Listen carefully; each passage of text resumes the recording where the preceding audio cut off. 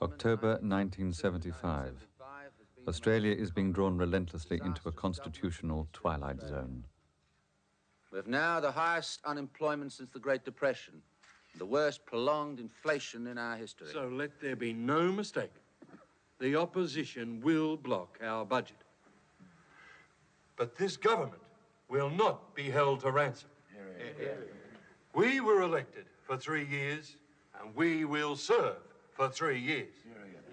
The opposition will use the power invested in us by the Constitution to delay the passage of the government's money bills through the Senate until the Prime Minister places himself and his government before the people. I formally move that these supply bills be not further proceeded with until the government agrees to submit itself to the judgment of the people. The supply bills have been deferred. With its budget blocked, the government embarks on a course breathtaking in its audacity. It will not call an election. It will continue to govern, even without money. It's a battle of political will, unprecedented in its magnitude. Throughout this constitutional crisis, one man will be its witness, its jury, and finally its judge.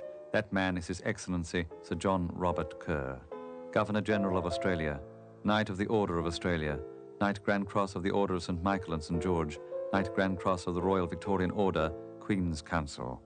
A former member of the Labour Party, he is the son of a boilermaker born in the shadow of a coal mine. Oh, I knew John Kerr when he was a boy, and he was a fine boy. So we always thought he'd go a long way. Not as far as he went, though.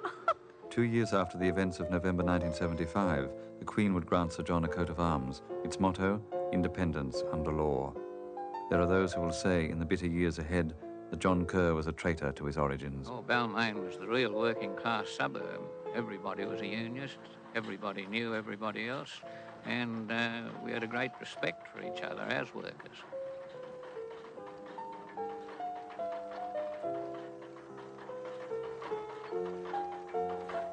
Even though we knew he was smart and brainy and all that sort of thing, we just never thought he'd get as high as Governor-General.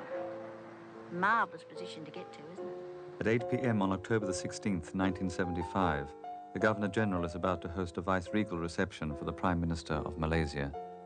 In exactly 26 days, in this same room, John Robert Kerr, a man holding no elected office, will change forever the face of Australian democracy. A toast to our friend and neighbour, Malaysia. Malaysia. Australia, may she emerge unscathed. Thank you, Prime Minister. Australia will emerge stronger.